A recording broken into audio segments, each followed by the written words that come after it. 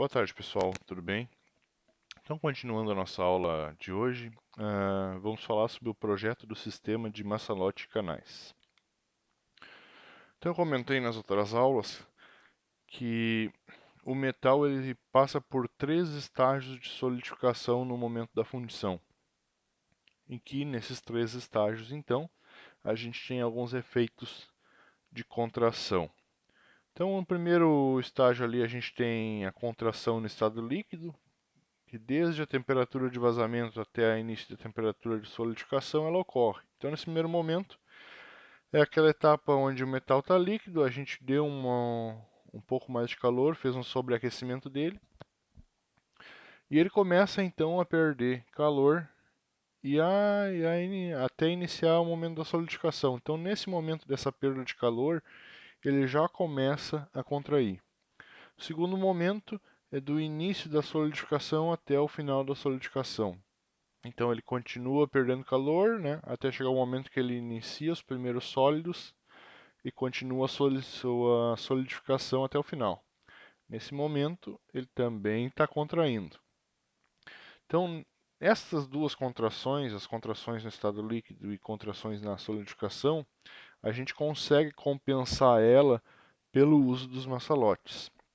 Mas então a gente tem também uma terceira contração aí, que é a contração no estado sólido, que vai ser do momento final da solidificação até a temperatura ambiente. Então ainda tem uma pequena contração e ela pode ser compensada então na fabricação dos ferramentais da fundição ali na questão dos moldes.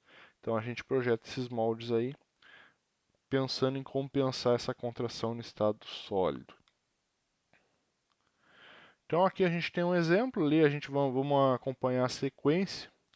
Na letra A ali a gente tem o metal em estado líquido, né? Está todo em estado líquido, a temperatura de sobreaquecimento ok. Aí ele começa então a, a ser resfriado. Então, como ó, aquele cubinho ali nas paredes daquele cubo, a gente já começa a perceber que o metal já está sólido.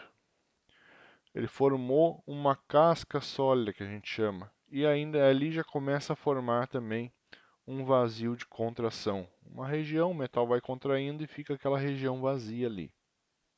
No terceiro, ali na letra C, no terceiro momento, ele continua solidificando, né? Aí já é a contração no estado sólido. E aí começa a ocorrer os efeitos de contração interna. E nós vamos vendo ali que aquele vazio ele continua crescendo. Agora ele está crescendo em direção ao centro da peça. No quarto momento ali tem uma contração interna mais uma contração externa. Então a parte de fora que já está solidificada, ela continua contraindo, né? E a parte interna ali também. O que vai modificando, vai direcionando esse nosso vazio para o centro mais para o centro da peça. E por fim, quando a peça está solidificada, a gente tem ali a peça em seu estado sólido, porém com um vazio lá no meio. Para compensar esses efeitos de contração, normalmente nós utilizamos os massalotes. O que são esses massalotes? São reservatórios de metal líquido que constituem os sistemas de alimentação de peças fundidas.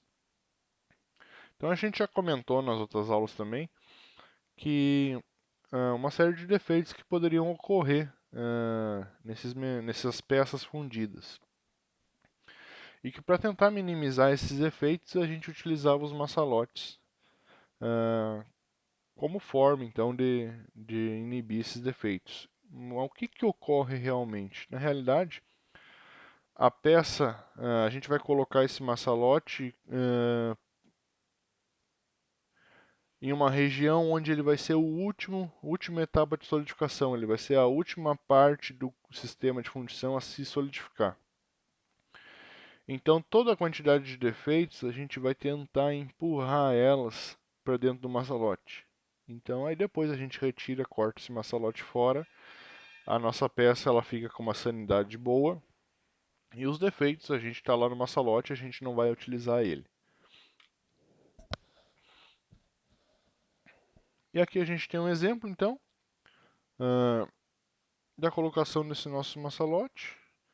E aqui a parte da peça fundida que está sendo alimentada por esse maçalote.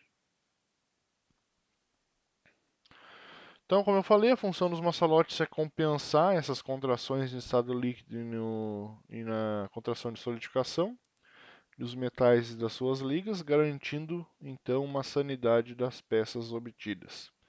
Então aqui está a nossa peça e o nosso maçalote e o rechupe que vai se formar, o defeito que vai se formar, vai ser lá na última parte a solidificar, que vai ser o nosso maçalote.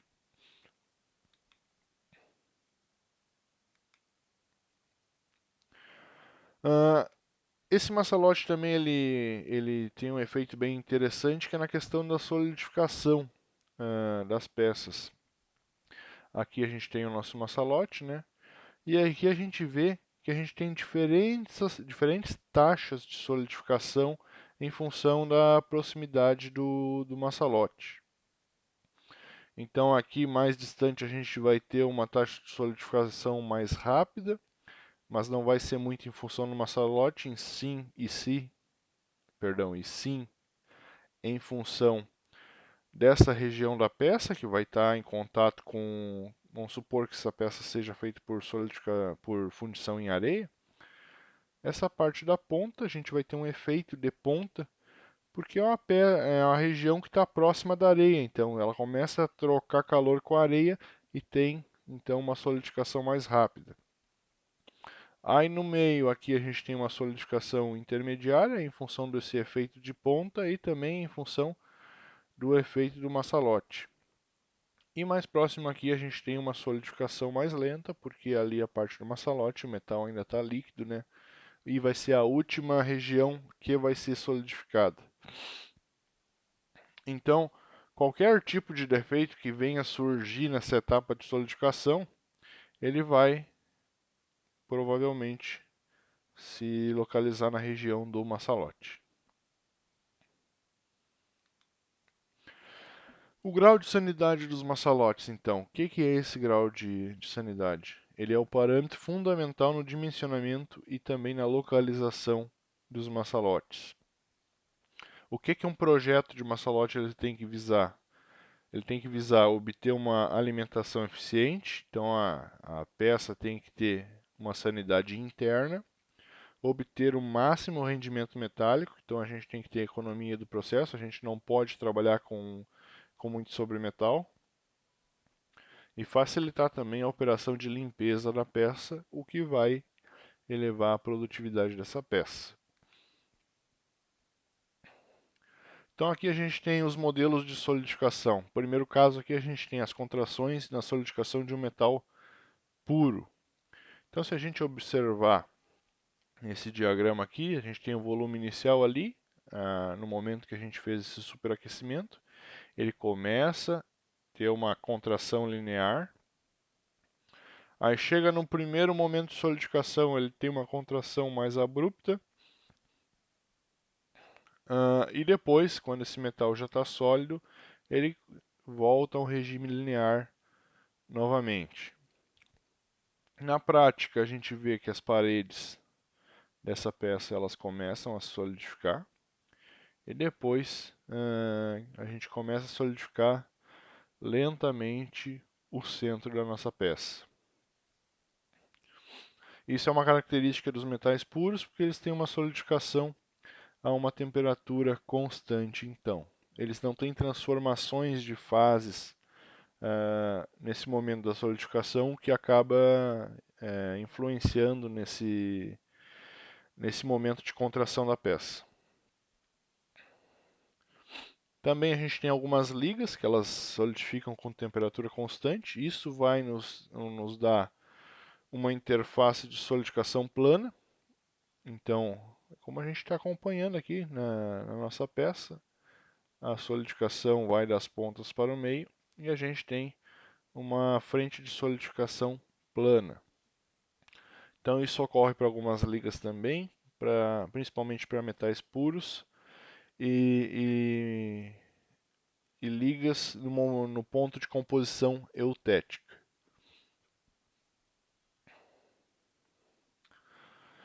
Contrações na solidificação de uma liga com intervalo de solidificação.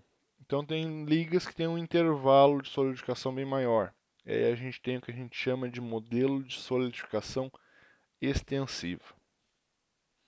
Então a gente tem esse comportamento linear durante a etapa de superaquecimento. Depois a gente já tem alguns sólidos se formando nesse material. Essa contração se mantém linear até o momento então onde a gente tem todo o metal ali sólido, aí ela passa a ter um comportamento diferente. Na prática, o que a gente vê? A gente vê as paredes do fundido se solidificando, que são as que trocam calor de forma mais intensa, né, com o meio externo. E no interior lá, a gente tem o que a gente chama de semissólidos, alguns pequenos grãos, pequenos cristais que já estão solidificando, mas em volta dele ainda tem o meio líquido.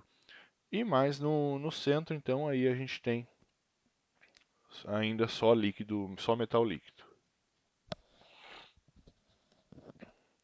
Características dessa liga, então, a gente tem solidificação em uma faixa de temperatura.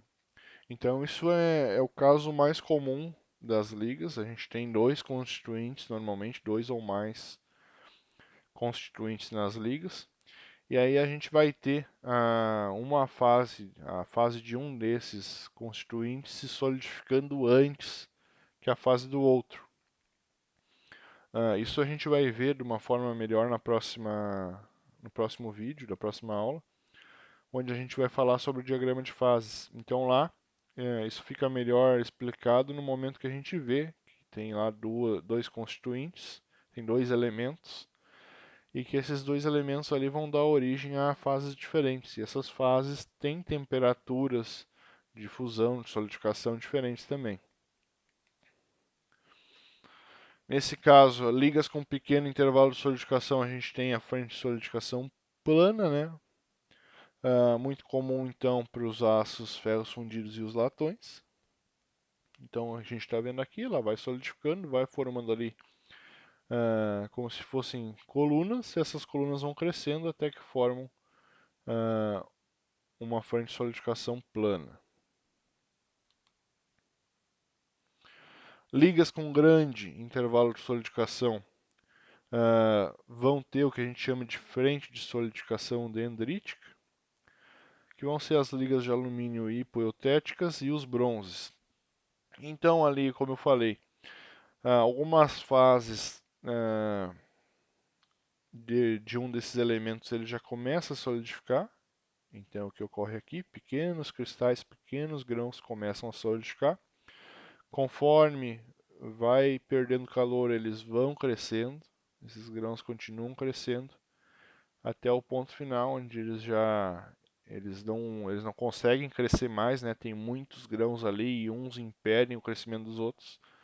E aí a gente tem o momento final da solidificação. Então aqui nessa tabela a gente tem alguns valores de contração volumétrica para alguns metais e suas ligas. Então tem lá o aço carbono, esse valor varia entre 2,5 e 3,5. Alumínio, ele tem uma contração volumétrica maior, cerca de 6,5. Cobre, 5. Ferro fundido de 4 a 5,5. E o ferro fundido cinzento, ou como é carinhosamente conhecido, o fofo cinzento, entre 0 e 2.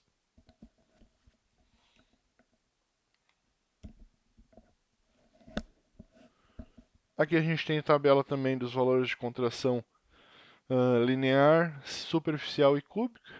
Eu não vou entrar muito no mérito dessa tabela. Quem quiser avaliá-la um pouco melhor, dá um pause aí no vídeo e avalia a tabela. Então, a influência do modo de solidificação na alimentação de peças fundidas. Então, a gente tem dois exemplos aqui. No primeiro caso, uma liga com pequeno intervalo de solidificação, e no outro caso, ali, uma liga com grande intervalo de solidificação. Então, a liga com pequeno intervalo de solidificação, ela é uma liga mais problemática, assim, por quê? Porque muitas vezes não há tempo suficiente para que esses defeitos eles rumem aí para o nosso maçalote. Então acaba que o intervalo é muito pequeno, ela solidifica e acaba que tem esses efeitos de contração e o defeito vai ficar no interior da peça. Ligas com grandes intervalos de solidificação, a gente consegue controlar melhor, embora ali na nossa imagem a gente tenha alguns rechupes ali se formando naquela região à direita. Aí quem vem acompanhando com atenção a aula vai perceber que aquela região ali tem alguns cantos vivos e vai ser uma região de alto concentrador de tensão e também, principalmente, vai ser um ponto quente. Esse ponto quente vai ser o responsável, então, pela formação daqueles defeitos ali.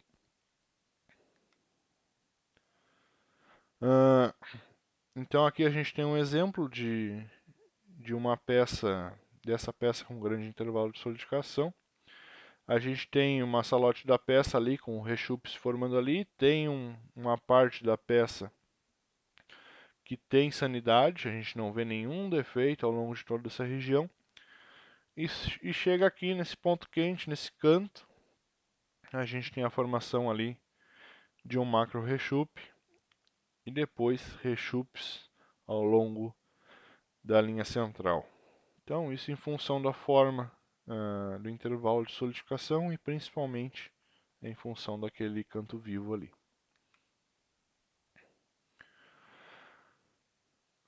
Então, aqui tem mais outro exemplo.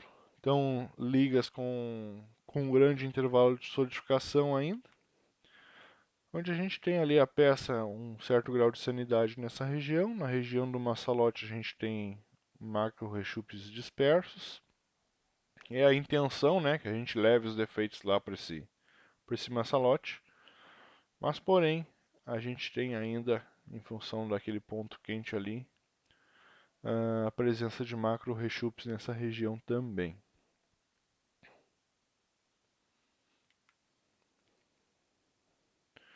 Então aqui a gente faz uma classificação das principais ligas quanto à forma de solidificação delas. Então, ligas que se solidificam com temperatura constante, a gente tem as ligas com composição eutética, no ponto eutético, e os metais puros, esses vão ter uma interface de solidificação plana. Ligas com pequeno intervalo de solidificação, nós vamos ter os aços, os ferros fundidos e os latões, também com frente de solidificação plana. Ligas com grande intervalo de solidificação. A gente vai ter as ligas de alumínio hipoeutéticas e os bronzes, e essas vão ter uma frente de solidificação dendrítica.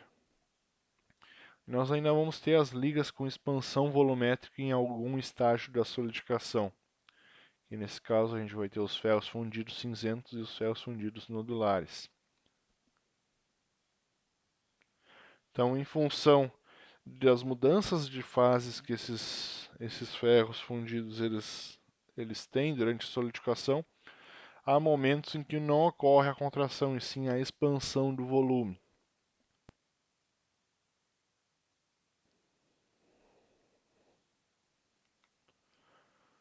Então aqui é um exemplo de um ferro fundido cinzento, então.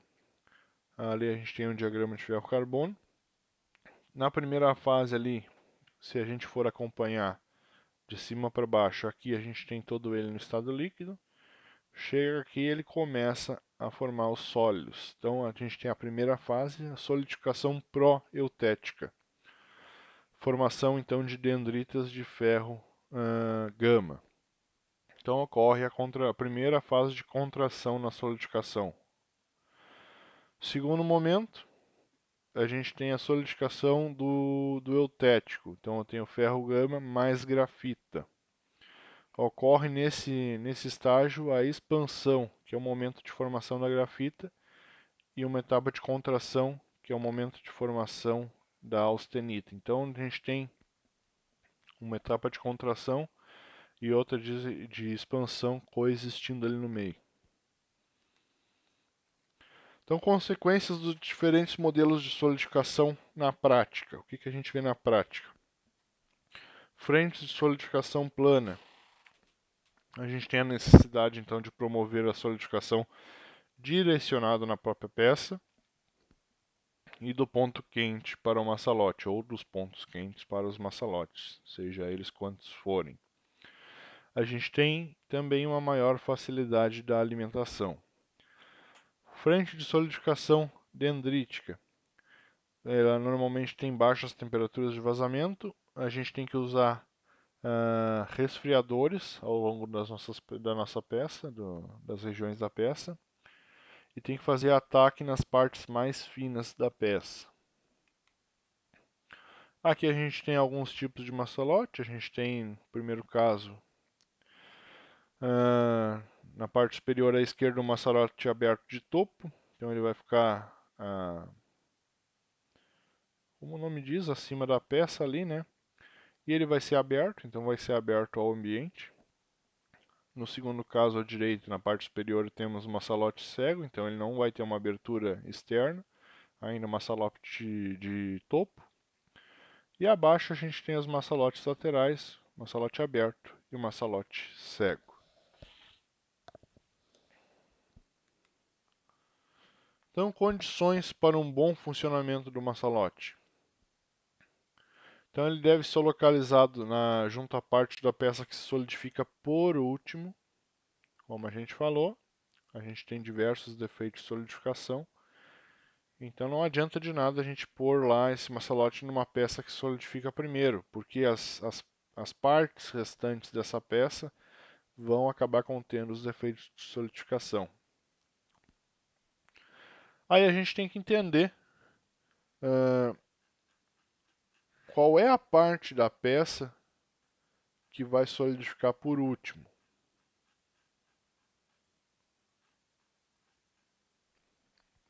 Uma das formas da gente fazer isso é pelo método de Hoivers, que são os círculos inscritos. Outra coisa que a gente começa a se perguntar, qual é a zona de ação desse maçalote? Ou seja, quanto da minha peça eu vou conseguir atingir com esse maçalote? Então essa zona de ação ela é a distância ao longo da peça no qual o maçalote ele vai ser efetivo. E a gente vai chamar então de distância de alimentação.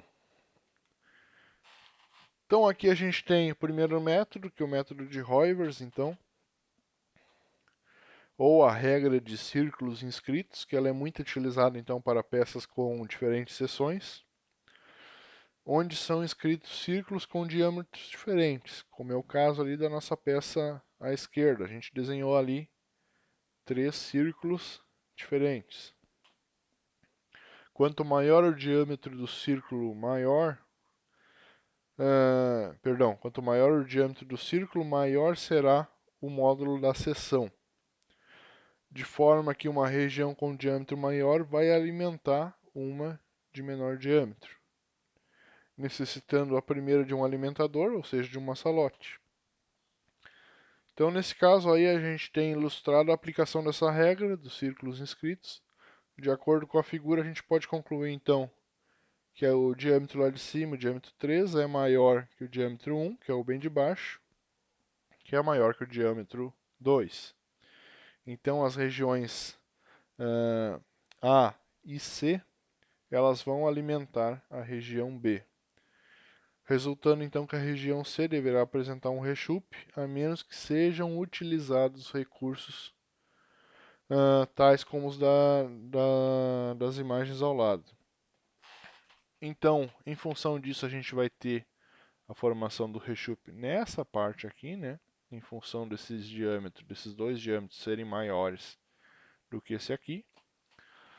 Para a gente evitar a formação daquele rechupe, a gente pode utilizar ali, por exemplo, uma placa exotérmica para trocar calor com o meio externo e aumentar então o tempo de solidificação.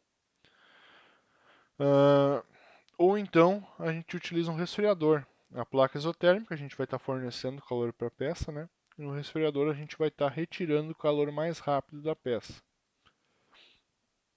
Então a gente pode utilizar um resfriador nessa região inferior aqui da peça e diminuir então o tempo de solidificação naquela parte. Zona de alimentação ou distância de alimentação do maçalote. Então a gente tem aqui o caso de uma peça com maçalote ali no centro, o T é a espessura da nossa peça, né? E a gente tem ali que do maçalote até o extremo da peça a gente tem 4,5 vezes a espessura da peça. A contribuição efetiva do maçalote vai ser aquela região ali, de 2 vezes a espessura. Na ponta, como essa peça vai acabar trocando calor com o meio externo, a gente vai ter o chamado efeito de ponta, que ele corresponde a 2,5 vezes a espessura. Então, nesse efeito de ponta aí, isso vai gerar uma solidificação mais rápida. Então, essa peça estaria ok, né?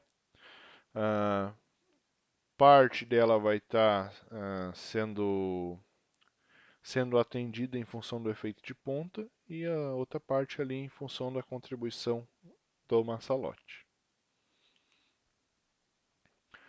Nesse caso aqui, quando a distância máxima de alimentação é excedida e ocorre formação de rechupes na região indicada ali no desenho. Então a gente tem aquela primeira parte ali que vai ser isento, né, em função do efeito de ponta que a gente comentou. Aqui, essa região seria atendida pelo maçalote, mas a gente tem ainda uma região ali cerca de umas 4 vezes a espessura.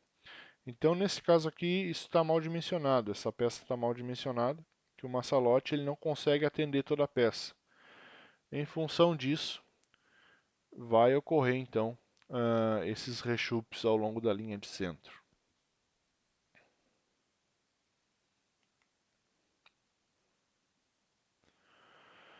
A gente pode aumentar essa distância de alimentação do maçalote, isso em função do, se a gente colocar, por exemplo, um resfriador, né? A gente teria ali uh, 2 vezes a espessura, uh, 2 vezes a espessura da peça, né? Sendo atendida pelo maçalote. Mas se a gente colocar ali um resfriador adicional, a gente adiciona ali mais uma pequena porção na distância de alimentação. Então toda essa região aqui estaria atendida pelo maçalote e resfriador, e essa região aqui já sofreria esses efeitos e sofreria os efeitos da falta de eficiência do maçalote, e a gente teria então a formação dos rechupes na linha de centro. Outra questão importante, então, o maçalote ele deve solidificar após a parte da peça que deve ser alimentada. Então, como a gente falou e vamos bater de novo em cima dessa tecla, ele deve ser o último a ser resfriado. E para isso a gente calcula então os módulos de resfriamento da nossa peça. Se a nossa peça tiver várias partes, a gente calcula então para cada uma das partes, onde M vai ser o módulo de resfriamento, vai ser igual ao volume da peça, ou parte da peça que está sendo alimentada, sobre a superfície da peça que sofre resfriamento através das paredes do molde. Pessoal, muito importante, vamos se ligar nessa parte aqui, superfície da peça que sofre resfriamento através das paredes do molde. As partes que não sofrem esse resfriamento a gente não vai levar em consideração no nosso cálculo. Temos ali a regra de Chernobyl para calcular o tempo de solidificação, onde o tempo de solidificação vai ser uma constante que depende dos materiais do molde e da peça, e também da temperatura de vazamento, vezes o nosso módulo de resfriamento ao quadrado. 3. O maçalote ele deve conter quantidade suficiente de metal líquido. Então a gente tem que dimensionar muito bem esse maçalote. Então o volume do maçalote ele tem que ser maior do que o volume do rechupe em formação na peça. Então ele tem que ser maior do que o volume que está contraindo na peça.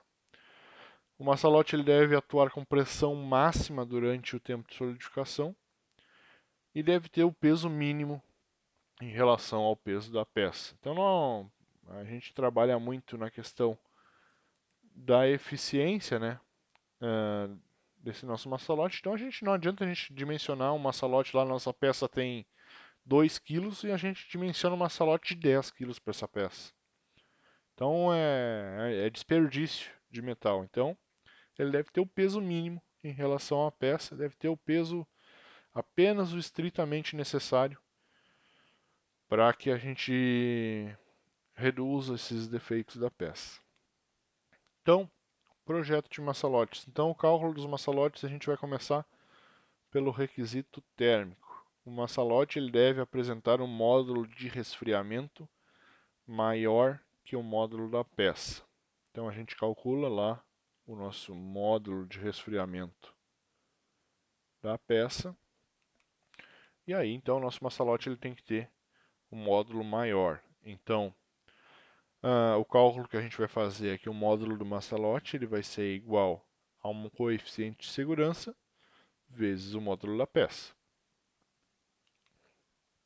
Então aqui a gente tem alguns valores para o K.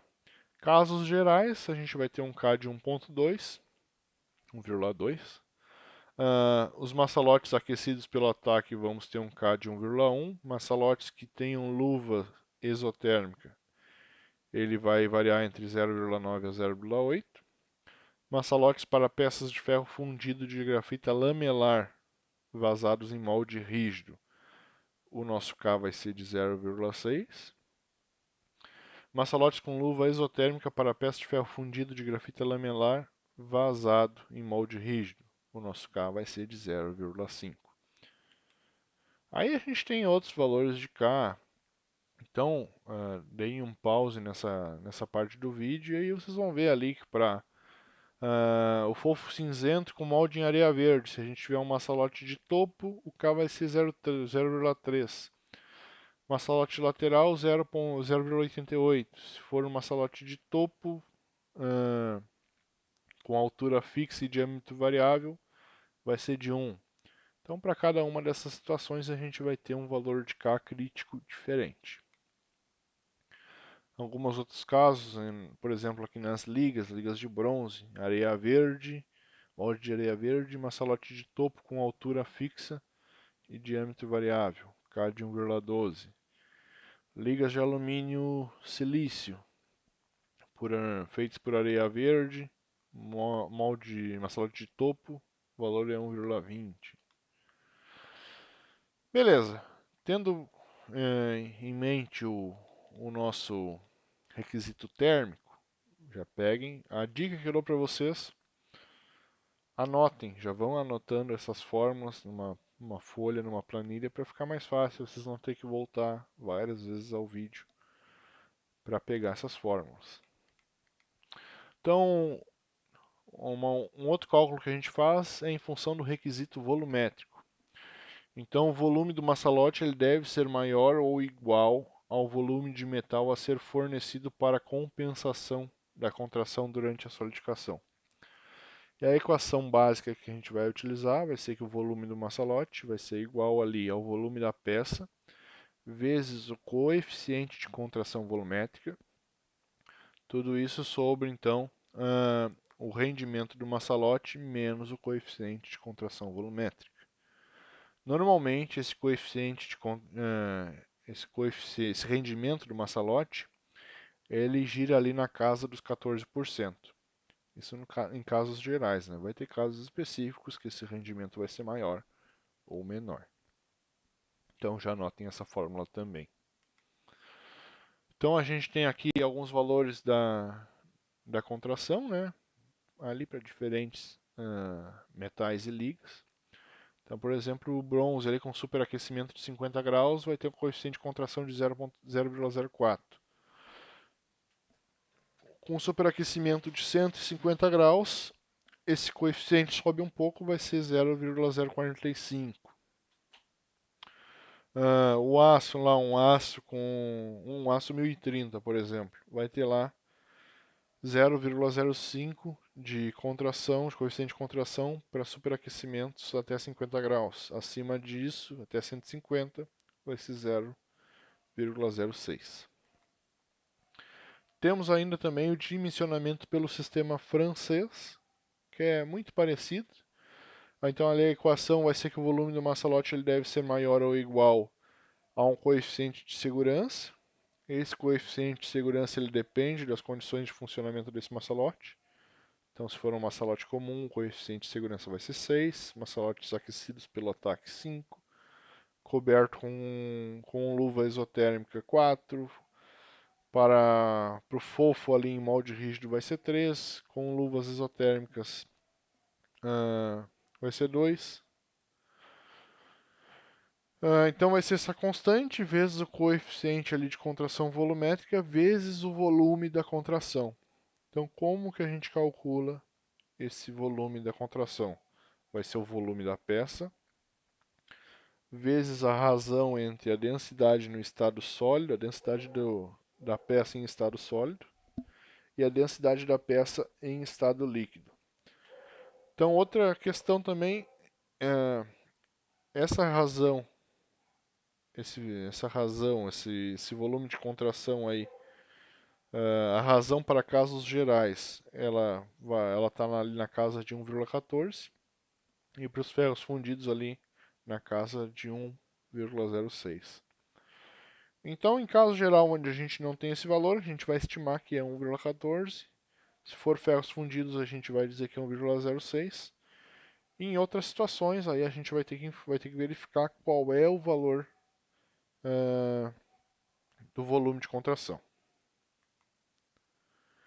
Então, dimensionamento do pescoço. Então, a gente não pode pensar somente no maçalote, e sim na região que interliga esse maçalote à peça. Então, a ligação peça-maçalote ela vai ser feita pela parte que a gente chama de pescoço. Então, ele deve apresentar um tempo de solidificação intermediário entre a peça e o maçalote. Então, o segundo Vlodavera ali. A gente tem o módulo da peça, o módulo do maçalote, e no meio, então, na parte intermediária, a gente vai ter que ter um módulo do pescoço. Então, supondo que o módulo da nossa peça é 1 e o módulo do maçalote é 1,2, o módulo do pescoço deve ser de 1,1. A gente tem um caso em específico, que são os ferros fundidos cinzentos e nodulares. Vai se usar também aquela parte que a gente comentou da expansão da grafita como compensação da contração. Então, os maçalotes eles só devem alimentar as contrações de solidificação da fase pró-eutética, devendo então o pescoço solidificar antes do início da reação eutética, evitando o que a gente chama de fenômeno de refluxo. Então, nesse caso em específico, o módulo do pescoço ele vai ser menor que o módulo da peça. Perdão, ele vai ser menor que o módulo do maçalote e maior que o módulo da peça. Então, o roteiro que a gente faz para o cálculo dos maçalotes, então, primeiro a gente vai determinar os módulos, o módulo ou os módulos parciais de cada peça. Então, a gente faz o cálculo dos módulos parciais quando a gente precisar dividir essa peça em várias partes. Estabelece a ordem de solidificação da peça e determina então os pontos quentes. E aí depois a gente vai fazer então, vai definir quais partes da peça vão ser alimentadas por maçalotes. Terceiro, depois da determinação do número de maçalotes. Então a gente utiliza ali a regra da distância de alimentação. Em função do tipo de metal a liga, modelo de solidificação dessa liga, a geometria da peça, o grau de superaquecimento da peça e se ela tem ou não o uso de resfriadores. Mas isso aí, em cada situação dessa, normalmente a gente já tem valores tabelados. Então, e quarto ali, dimensionamento do maçalote, a gente vai fazer o requisito térmico, vai tirar o módulo maçalote pelo requisito térmico. O módulo maçalote ali vai ser uma constante vezes o módulo da peça. E vamos fazer o cálculo também do requisito volumétrico. Então, o volume do maçalote tem que ser maior que o volume do rechupe. Ok, mas aí a gente começa a pensar, então a gente vai ter vai ter dois valores diferentes, um pelo requisito térmico e um outro ali pelo requisito volumétrico. A gente vai escolher a condição mais crítica e determinar então as dimensões do maçalote que vão satisfazer essa condição. Por fim, dimensionamento do pescoço do maçalote, distribuição dos maçalotes ao longo da peça. Vai fazer o esqueminha dali onde a gente vai colocar cada um desses maçalotes. E por último, cálculo do rendimento metalúrgico. Então vamos ver aqui o primeiro exemplo, uma plaquinha retangular ali, com uma largura ali de 400 milímetros, uma altura de 80 e um comprimento ali de 250. Então, primeira parte, cálculo dos módulos. Então, o módulo vai ser o volume sobre a área. Nessa nossa peça, todas as áreas dela, todas as partes externas dela ali estão trocando calor com o meio. Então, a gente vai ter que fazer a área de cada uma dessas partes. A gente vai calcular o volume da peça e a área vai ser a área desse retângulo. Então vão ser duas vezes essa área, porque a gente tem a parte de cima e a parte de baixo. A área deste outro retângulo aqui, duas vezes também, porque a gente tem este lado e este outro. E vamos também calcular essa área frontal aqui da nossa peça também, duas vezes ela, porque a gente tem que pensar que a gente tem a área de trás aqui, que também está trocando calor com o ambiente. Então ali, volume lado vezes a altura ali, né? A gente tem 40 vezes 25 vezes 8. Então o nosso volume dividido pela área, que é duas vezes cada um dos nossos retângulos, 40 vezes 25, mais 40 vezes 8, mais 25 vezes 8. Então o módulo da peça vai ser de 2,63 centímetros. Ou, se quiser deixar em milímetros, aí a gente só transformou ali em centímetros para a gente trabalhar com um valor mais baixo, né, um valor melhor. Então, o projeto do pescoço. Então, para casos gerais, o nosso maçalote, a constante dele é 1,2, né? A gente não especificou que caso seria esse, vamos utilizar o valor de 1,2. E para o pescoço, teria que ser um valor intermediário, a gente vai utilizar ali como 1,1 vezes o módulo da peça. Então, o módulo do pescoço vai ser 1,1 vezes 2,63, módulo do pescoço 2,89. Então, o pescoço está resfriando depois da peça. E o maçalote tem que resfriar depois do pescoço. Então, a gente vai usar ali o K de 1,2 vezes o módulo da peça. Vai ter que o módulo do maçalote é 3,16. Então, o pescoço a gente vai escolher aqui, vamos escolher uma seção retangular, ali A vezes B vezes C. Para calcular o módulo do pescoço aí, então, a gente já viu ali que deu 2,89. E a gente vai ter que fazer então a área sobre o perímetro desse pescoço aí. Então a gente tem ali que a área é A vezes B vezes C, divididos pelo perímetro, que é duas vezes A vezes B, mais A vezes C, mais B vezes C. Como na parte C ali vai estar em contato com o maçalote, a gente vai eliminar esse C aí da questão e a gente vai ficar com A vezes B dividido sobre. Dividido sobre, não, perdão. Sobre 2 vezes A mais B. Então, nesse caso, a gente tem duas incógnitas na nossa equação, né? A gente vai isolar uma delas ali. Então, ali, primeiro caso, ali na primeira solução, eu isolei o A e disse que A é igual a 2 vezes B. Então, a gente tem ali o módulo do pescoço, que é 2,89. Vai ser igual a 2b vezes b sobre 2 que multiplica 2b mais b. Então eu vou chegar aqui 2,89 ali, vocês resolvam a equação ali, a gente vai ter 2b ao quadrado sobre 6b. vai simplificar, vai chegar em 2b sobre 6. E simplificando mais uma vez, a gente vai chegar em b sobre 3. Então b vai ser igual ali a 3 vezes 2,89. A gente vai ter ali que vai ser igual a 8,67. E aí depois a gente volta lá no A, né? Que A é igual a 2 vezes B. 2 vezes 8,67 vai ser 17,3. Então a gente vai ter um pescoço de 86,7 por 173 milímetros.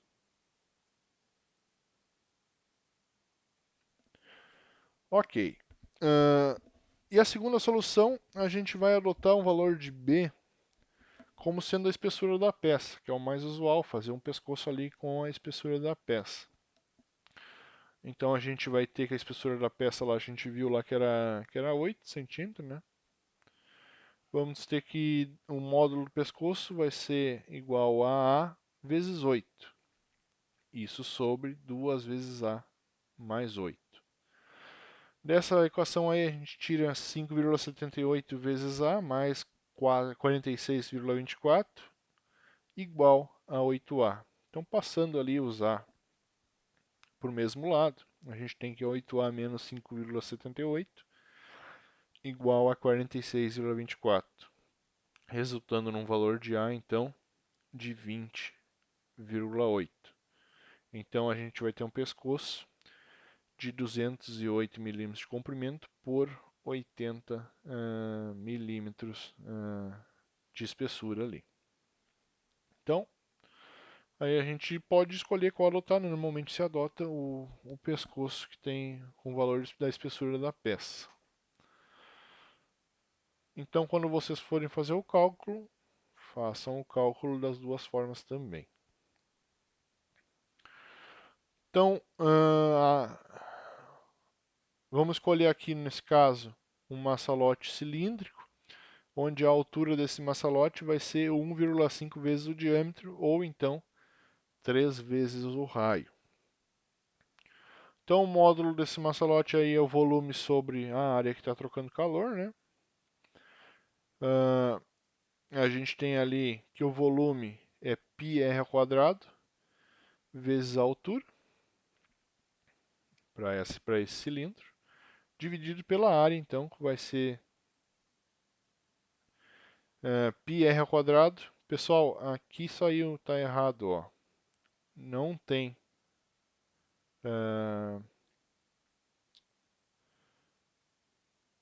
aqui tá certo na realidade, perdão. 3πr ao quadrado vezes h, que é essa folha lateral, como se a gente pegasse e desdobrasse esse cilindro. Acho que a gente ficaria com uma folha, onde a área ali vai ser 3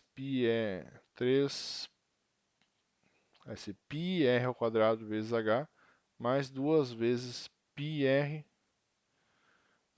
aqui que não tem esse valor de h aqui.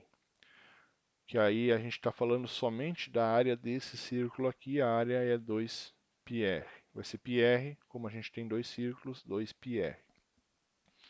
Então, retirando esse h aí da questão, a gente resolvendo a equação, a gente vai chegar no valor de 3 sobre 8r. Aí vocês vão perguntar, e por que sumiu o h? Porque que a gente falou lá que esse h era 1,5 vezes d, ou então 3 vezes o r. Então a gente vai substituir o h ali por 3r. Então a gente tem lá que o módulo maçalote era 3,16, vai ser igual então a 3,16 igual a 3 sobre 8r. A gente descobre lá que o valor de r é 8,42. Então a gente tem lá que como o diâmetro é 2 vezes o raio, vamos ter um valor de 16,84 para o nosso d lá. E o h é 3 vezes o raio ali, a gente vai ter um h, uma altura desse maçalote de 25,26. Então, calculando o volume do massa-lote ali, pelo critério térmico, a gente tem πr² vezes H. Então, 3,14 vezes o nosso raio, que é 8,42, vezes o H, que a gente já sabe, que é 25,26. A gente vai ter um volume de massa-lote de 5.623 centímetros cúbicos.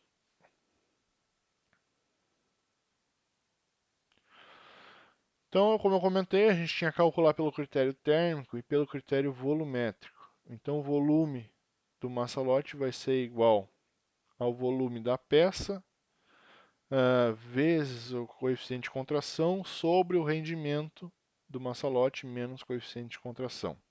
Então, vamos considerar aqui um valor de contração de 6% e um rendimento de massa-lote de 15%. Considerando então que o massa-lote ele tem que alimentar toda a peça, a gente vai calcular aqui, vamos ter por base o volume da peça, que eram lá 8.000 centímetros cúbicos, 40 vezes 25 vezes 8. Então o volume do massa-lote vai ser 8.000 vezes 0,06, tudo isso divididos pelo rendimento menos a contração, que é 0,15, 15%, menos 0,06, que é a contração de 6%. Desse cálculo, a gente tira que o volume, pelo critério volumétrico, o volume do massa-lote ele deve ser de 5.333 centímetros cúbicos. Então, a gente tem lá que o massa-lote calculado pelo critério térmico tem o volume de 5.623 centímetros cúbicos e pelo critério volumétrico 5.333 centímetros cúbicos. Então, para a gente ter uma maior segurança, a gente vai adotar aquele que possui um volume maior, ou seja, a gente vai adotar aqui o do critério térmico. Aqui um outro exemplo, nesse caso um disco lá de 300 milímetros de diâmetro e uma espessura de 100 milímetros. Então aqui é como ele deve ficar, né? A gente vai acoplar aquele disco com o massa-lote, ali no meio a gente tem que ter o pescoço. Calculando o módulo da peça, que é o volume sobre área, o volume lá do nosso disco vai ser πr² vezes a nossa altura. E a nossa área ali vai ser 2πr² mais 2πrh. Então vai ser a parte superior e inferior do nosso disco ali, mais a parte lateral. Então 2πr² mais a parte lateral, que é 2πrh. Jogando os nossos valores aí, a gente vai chegar lá no módulo da peça de 3 centímetros. Calculando então o módulo do pescoço, esse a gente não especificou nenhum caso para o massa-lote, então a gente vai utilizar aquela relação de valor de 1 para a peça, 1,1 para o pescoço e 1,2 para o massa-lote. Então, pescoço 1,1 vezes o módulo da peça vai ser 1,1 vezes 3, então vai ser igual a 3,3 centímetros o pescoço. Módulo do massa-lote 1,2 vezes 3 vai ser 3,6. Então, o pescoço, a gente escolheu novamente uma seção retangular ali. Então, a gente resolvendo aquela equação ali, a gente chega no segundo momento aqui onde a gente tem que isolar a variável, né? Por questão de facilidade, a gente já fez, eu isolei o A de novo. Diz que A é igual a 2 vezes o B. Então, a gente vai ter lá que 3,3, que era o módulo do pescoço lá, vai ser igual a 2 vezes, vai ser 2B vezes B. Isso sobre 2 vezes 2B mais B. Mais 2 vezes B, né? Então a gente chega lá em 3,3 vai ser igual a 2b ao quadrado sobre 6b. Simplificando, 2b sobre 6 ou b sobre 3 isola o nosso b lá. E a gente vai chegar a um valor que b vai ser igual a 3 vezes 3,3. Então vamos ter um b de 9,9. Valor de A, então, era 2 vezes o B, 2 vezes 9,9. Então a gente vai ter 19,8. Então a gente vai ter um pescoço lá de 198 por 99 milímetros. Segunda solução, se a gente adotar que a espessura do pescoço é a espessura da peça, vamos ter um B de 10. Então 3,3 é igual a A vezes 10 sobre 2 vezes A mais 2 vezes 10. Então a gente chega ali, 2 vezes 3,3 A mais 2 vezes 3,3 vezes 10 é igual a 10A. Então 10A menos 6,6A é igual a 66. Isolamos o A, vamos chegar num A de 19,4. Então vamos ter um pescoço ali de 194 milímetros por 100 milímetros, que era a espessura da peça. Então, para essa peça, a gente escolheu um maçalote cilíndrico, igual que a gente tinha feito anteriormente, com um H igual a 1,5 vezes o diâmetro, que é igual a 3R, 3 vezes o raio. Então, o volume do nosso cilindro ali a gente tem que é πr ao quadrado vezes H, sobre então a área então que está trocando calor ali, que é a área lateral, e 2 vezes a área do círculo ali, né? Então a gente tem πr ao quadrado vezes h mais 2 vezes πr. Dessa relação aí, a gente substitui os valores de h por 3r, a gente chega ali num valor final de 3 sobre 8r. Substituindo então na fórmula do módulo lá, a gente tem que o módulo maçalote é igual a 3,6 centímetros, que é igual a 3 divididos por 8r. Daí a gente tira um valor de r de 9,6 centímetros.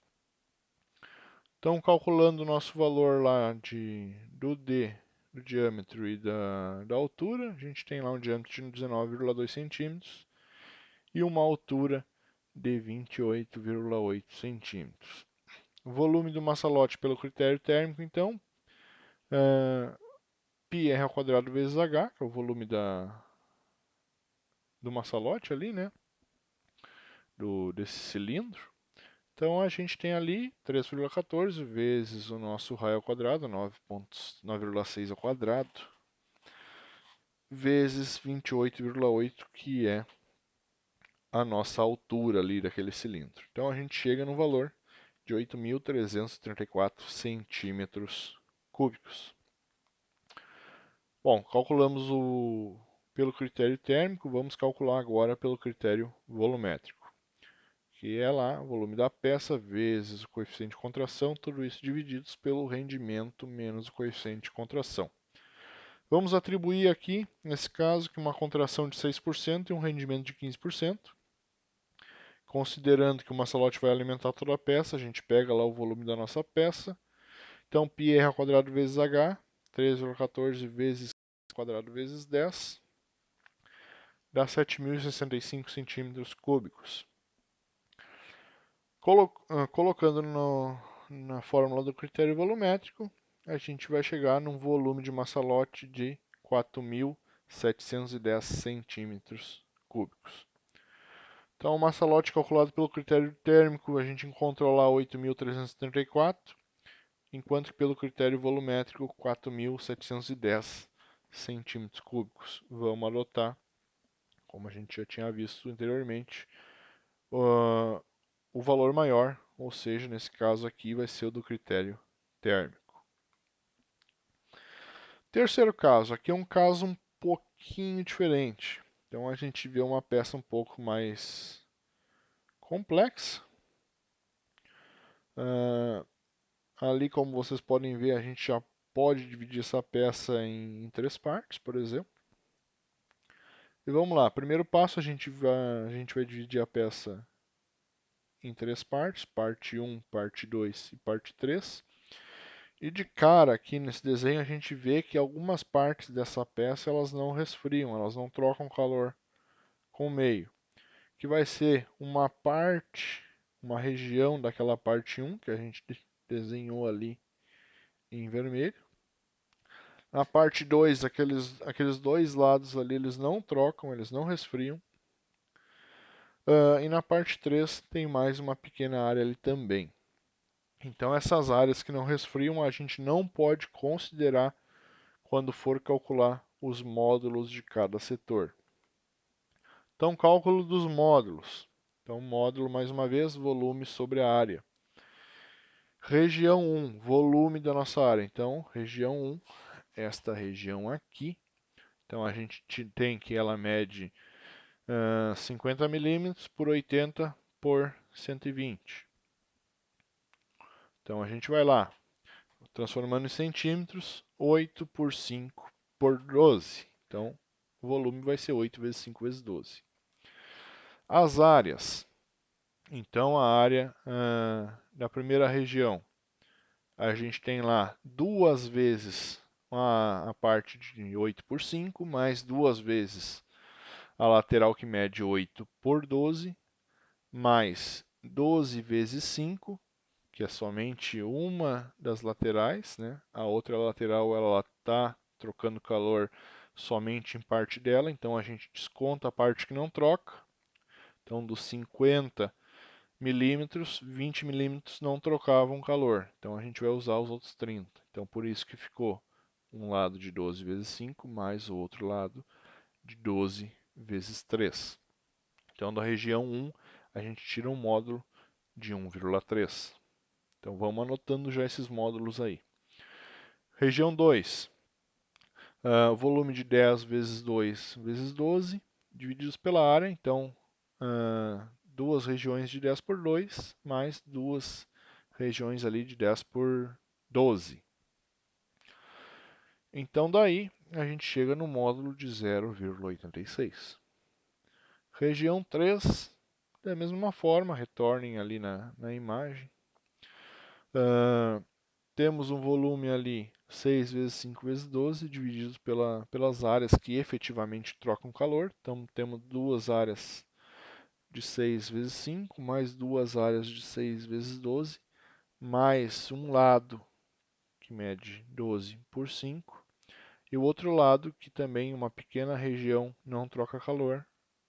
A gente utiliza somente a que troca, ela vai medir 12,3. 12,3, perdão, vai ter de lado 12 vezes o 3, que era a outra parte. Daí a gente tira um módulo de 1,2. Então, observando os módulos, qual é o menor módulo? Vai ser uma região 2 ali, que é 0,86. Essa região vai ser a região que vai solidificar primeiro, vai ter o menor módulo, isolando então as regiões 1 e 3. Então, em função disso, para a gente alimentar essa peça, a gente tem que ter dois maçalotes. Um maçalote para a região 1 e um maçalote para a região 3. Por que a gente não pode ter somente um na região 3? Porque no momento que começa a solidificação, como a parte do meio ela solidifica primeiro que as outras, se a gente colocasse só um maçalote em qualquer uma das extremidades, a gente teria uma das partes da peça não sendo atendida. Então, basicamente vai ficar dessa forma. Um maçalote na esquerda ali, próximo à região 1, e outro maçalote ali à direita, próximo da região 3. Beleza, fizemos os esquemas de onde devem ser colocados. Vamos calcular então os volumes desses maçalotes. Então primeira parte, projeto do pescoço 1 e maçalote 1. Então, no mesmo caso, a gente não especificou nada, nenhuma condição especial. Então, o módulo do pescoço vai ser 1,1 vezes o módulo da região 1. Então, 1,1 vezes 1,3 dá 1,43. Maçalote 1 vai ser 1,2 vezes o módulo da região 1. Então, 1,2 vezes 1,3, que dá 1,56. Vamos escolher aqui, da mesma forma, uma seção retangular. Então, de novo, a gente faz aquelas simplificações ali. chegamos ali adotando como se A fosse 2B, a gente vai ter um módulo do pescoço de 1,43 igual a B sobre 3. Eu retirei ali aquela parte da equação que a gente já fez nos slides passados, que a gente já sabe que vai chegar em B sobre 3, né? Então a gente tira que o valor de B é 4,2. Então A é 2 vezes B, então 2 vezes 4,2 vai ser 8,4.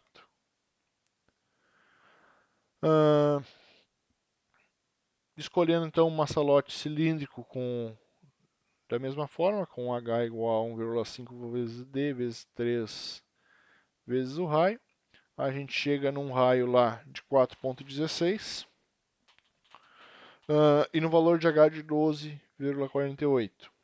Então o volume do maçalote, pelo critério térmico, vai ser 678 centímetros cúbicos, maçalote 1. Pelo critério volumétrico, a gente encontra 678, vai encontrar 400 centímetros cúbicos. Em função do critério térmico, o valor ser maior do que o critério volumétrico, a gente escolhe o critério térmico. Projeto do pescoço 13 do maçalote 3. Da mesma fórmula, módulo do pescoço 1,1 vezes o módulo da região 3, vai dar no final 1,32, o módulo do pescoço. O módulo maçalote 1,2 vezes o módulo da região 3 vai dar 1,44. Aqui, escolhendo um pescoço de seção retangular, a gente vai encontrar lá o valor de B de 3,52. A é igual a 2 vezes B. Vamos encontrar um valor para A de 7,04. Então vai ter ali 704 milímetros por 352.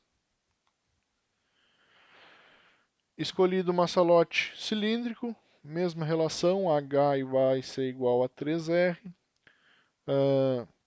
A gente vai tirar do módulo ali desse maçalote cilíndrico que o módulo do maçalote vai ser igual a 3 sobre 8R.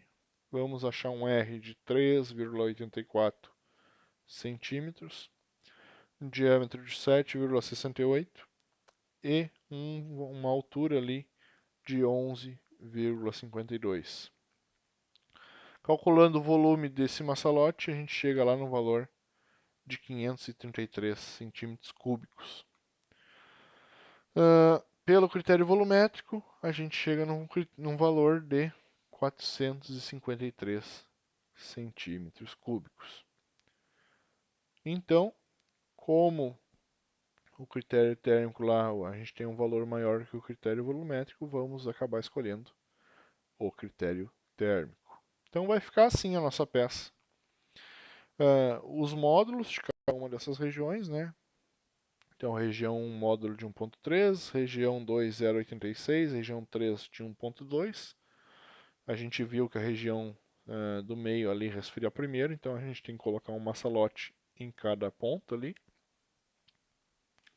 Calculamos então, no nosso maçalote 1 tem que ter um diâmetro de 8,32 e uma altura de 12,48. O pescoço vai ter ali um valor de A de 4,2 e um valor de B de 8,4.